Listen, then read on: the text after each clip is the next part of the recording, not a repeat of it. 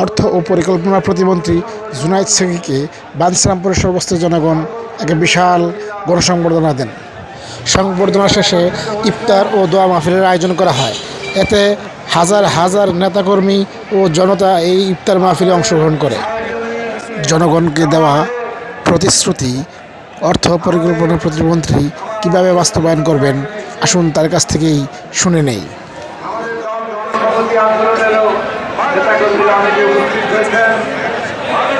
আমি আপনাদের সকলকে সালাম জানাই, শুভেচ্ছা জানাই, নমস্কার জানাই। আসসালামু আলাইকুম। অত্যন্ত সংক্ষেপে কথা বলবো। রমজানুল মুবারক, আপনারা এখানে রোজার দিনে এসেছেন। আমরা সবাই অতি দ্রুতই ইফতার একসাথে করবো। কাজেই আমি আসলে বক্তব্য দীর্ঘায়িত করব না। আজকে এখানে আসার একটাই উদ্দেশ্য, গত 12ই ফেব্রুয়ারি বাঞ্ছারামপুরের কোনায় কোনায় আপনারা যে পরিশ্রম করেছেন, অক্লান্ত সাধনার মতো আপনারা নির্বাচনকে অল্প সময়ের মধ্যে তুলে নিয়ে এসেছেন এবং একটা ঐতিহাসিক বিজয় নিয়ে এসেছেন। তার জন্য আমি আমার অন্তরের অন্তঃস্থল থেকে আপনাদের প্রতি কৃতজ্ঞতা, ভালোবাসা জানাই।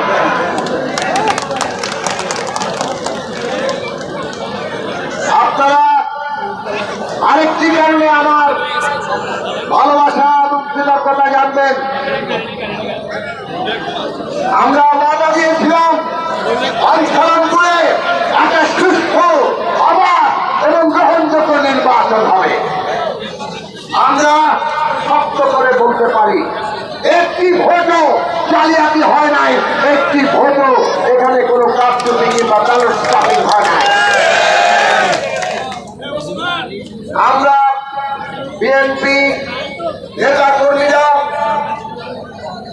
সবাই মিলে আমরা এটা নিশ্চিত করেছি যে এটা আবার পরিবেশে জনগণের ভোটে আমরা নির্বাচন অনুষ্ঠান করতে চাই এবং সেইখানে আমরা বিজয় অর্জন করতে চাই।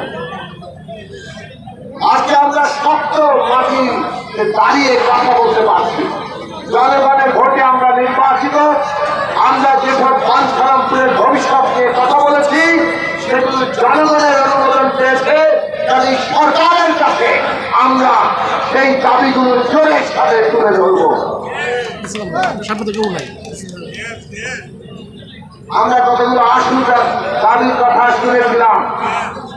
বাঞ্ছারামপুরের নারী ভোটাররা বলেছিলেন তাদের রান্নার চুলায় গ্যাস নাই, রাস্তাঘাট ভয়াবহ অবস্থা, আমাদের বহু জায়গায় স্কুল নাই, প্রাইমারি স্কুল নাই, আমাদের শিশুদের জন্য খেলার মাঠ নাই, অনেক জায়গায় নারীরা পুরুষরা গোসল করেন নদীতে, ভাটলা নাই, নদী ভাঙন হয়, জলাবদ্ধতা হয়, আমাদের ভেরিবাদের দরকার। এইসব আসল দাবি যা মানুষ এখন ভুগছেন সেইগুলির সমাধানের কথা আমরা অঙ্গীকার করেছিলাম। একটা একটা করে আমরা সমাধান করব। আর আমরা স্বল্পমেয়াদী, মধ্যমেয়াদী, দীর্ঘমেয়াদী অনেকগুলো আমাদের পরিকল্পনার কথা বলেছিলাম। আমাদের অগ্রাধিকার। আমরা মেঘনা ব্রিজ করার জন্য বর্তমান সরকারের কাছে আমরা তুলে ধরব এবং আমাদের সর্বাত্মক চেষ্টা করব যাতে দ্রুততম সময়ে মেঘনা ব্রিজ আমরা দেখতে পাই। এর বাইরে আমাদের সকল খেটে খাওয়া মানুষের ন্যায্য হিসাব, আমাদের প্রাণ প্রকৃতি, নদী নালা রক্ষা করা, আমাদের শিশুদের তরুণদের জন্য ভবিষ্যৎ তৈরি করা, দেশের কর্মসংস্থানের ব্যবস্থা করা, এই সব কিছু আমরা অঙ্গীকার করেছিলাম। জনগণের ভোটে নির্বাচিত বিএনপির নেতৃত্বে যুগবর্ধন সরকার, মাননীয় প্রধানমন্ত্রী জনাব তারেক রহমান শপথ গ্রহণের পরে অক্লান্ত পরিশ্রম করছেন কিভাবে তিনি তার নির্বাচনী অঙ্গীকার পূরণ করবেন। আপনারা শুনেছেন ফ্যামিলি কার্ড, কৃষি কার্ড, 10,000 টাকা সুদ সহ কৃষি ঋণ মওকুফ। ইমাম সাহেব অন্যান্য ধর্মাবলম্বীদের পুরোহিতদের জন্য আচার ব্যবস্থা সবগুলো ইতিমধ্যে এত দ্রুত কাজের মধ্যে তারা সরকার ঢুকছেন যে পাইলট আকারে প্রত্যেকটির বাস্তবায়ন দ্রুততম সময়ের মধ্যে শুরু হচ্ছে। এই যে আজকে আমাদের সরকার মাননীয় প্রধানমন্ত্রীর নেতৃত্বে তার নির্বাচনী অঙ্গীকার পূরণ করার জন্য দিন রাত কাজ করছেন, আমাদের সকলকে বাঞ্ছারামপুরের যে আরো বিশেষ কিছু নির্বাচনী অঙ্গীকার আছে সেগুলো পূরণ করার জন্য সবাইকে মিলে দিন রাত কাজ করতে হবে। মনে রাখবেন, আপনারা আমাকে দায়িত্ব দিচ্ছেন, কিন্তু একা কেউ কোনো কিছু করতে পারে না। সমস্ত মানুষের জনগণের অংশগ্রহণের ভিত্তিতে যখন একটা কাজ হয় সেই কাজটাই সফলভাবে সম্পন্ন হয়। আজকে নিরাপদ বাঞ্ছারামপুর করতে গেলে শিশুদের জন্য নিরাপদ, নারীদের জন্য নিরাপদ, তরুণদের জন্য নিরাপদ, মাদকাসক্তি থেকে তাদের রক্ষা করতে হলে, সন্ত্রাস রাজনৈতিক হানাহানি খুনোখুনি থেকে তাদের রক্ষা করতে হলে আপনাদের সকলের সহযোগিতা লাগবে। এই যে নেতৃবৃন্দ এখানে বসে আছেন, এই নেতৃত্বের সহযোগিতা লাগবে। সামাজিকভাবে আমাদেরকে এমন একটা জায়গায় পৌঁছাতে হবে, বাঞ্ছারামপুরে আমরা শিশু ছাত্রে কোনো বিষক্রিয়া গ্রহণ করবো না। বাঞ্ছারামপুরে আমরা কোনো মাদকের তৎপরতা গ্রহণ করবো না। বাঞ্ছারামপুরে আমরা রাজনৈতিক খুনোখুনি গ্রহণ করবো না। বাঞ্ছারামপুরে আমরা একটাও নারী ধর্ষণ সহ্য করবো না। আসুন সামাজিক ভাবে আমরা সেই শক্তি করে তুলি। আমাদের রাজনৈতিক নেতৃবৃন্দ যদি ঐক্যবদ্ধ হন, সমাজকে যদি আমরা ঐক্যবদ্ধ করতে পারি, তাহলে এই রকম সন্ত্রাস, চাঁদাবাজি, নারী ধর্ষণ, মাদকাসক্তি, কোন তৎপরতা আমাদের এখানে জায়গা পাবে না। আমাদের শিশুরা বড় হবে কর্মসংস্থানের জন্য, দক্ষ মানুষ হিসাবে, মানবিক মানুষ হিসাবে।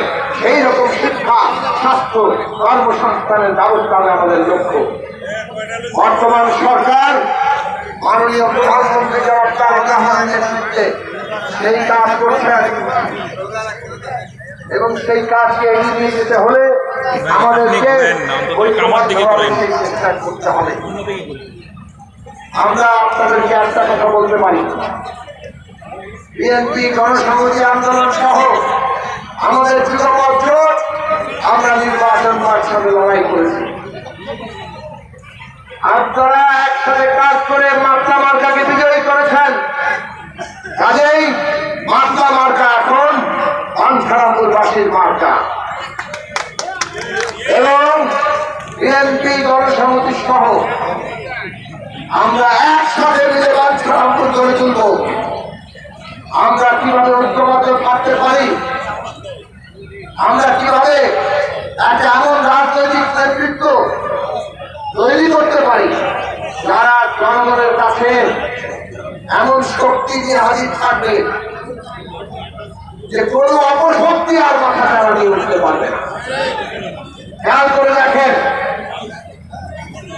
বাংলাদেশে একটা উত্তর দক্ষিণ পন্থা মাথা চাড়া দিয়ে উঠছে। এই উত্তর দক্ষিণ পন্থা দেশের ভালো চায় না।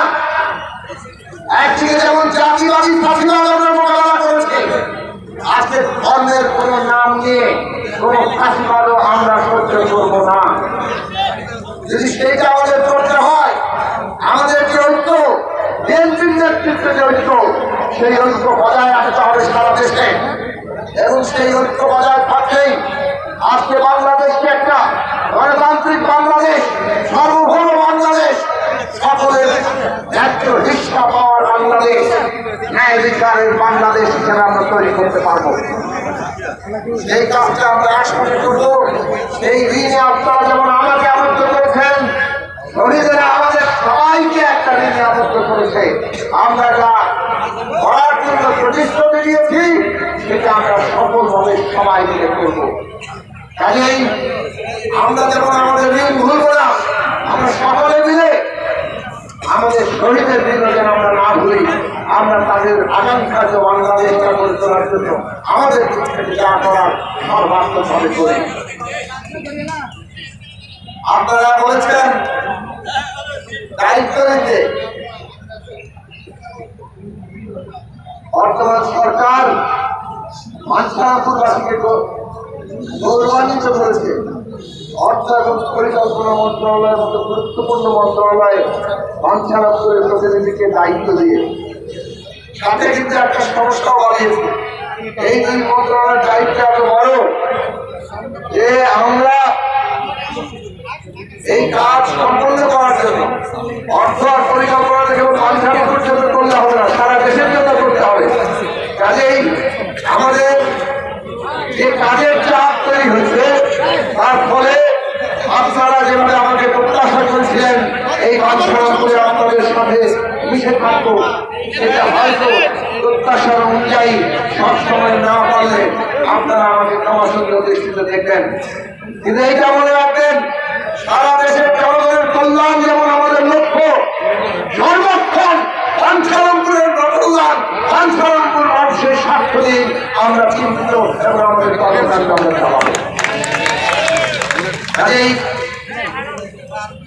আপনাদের কাছে আমাদের যে অঙ্গীকার, সেই অঙ্গীকার পূরণের আবারও আপনাদের সামনে ওয়াদা রেখে আমি আজকে আপনাদেরকে আমার ভালোবাসার কৃতজ্ঞতা পুনরায় জানিয়ে এখানে আমি নাম করলাম না, কারণ প্রত্যেকটি পর্যায়ে প্রতিটি নেতা কর্মী সে ভালোবাসার অঙ্গীকার নিয়ে নিজের নির্বাচন মনে করে রাত দিন পরিশ্রম করে মাতলা মার্কাকে মানসারামপুরের মার্কা বানিয়েছেন। সেই জন্য ভালোবাসা উচ্চার করেছিল, সেটা পূরণ হবে না। সেই কারণে আপনাদের শুধু ভালোবাসার কৃতজ্ঞতা চাই, সেটা জানিয়ে আমি আমার বক্তব্য শেষ করছি। আমরা আসুন একসাথে ইফতারের জন্য প্রস্তুত হই এবং ইফতার করে আমরা যার যার জায়গায় ফেরত যাই।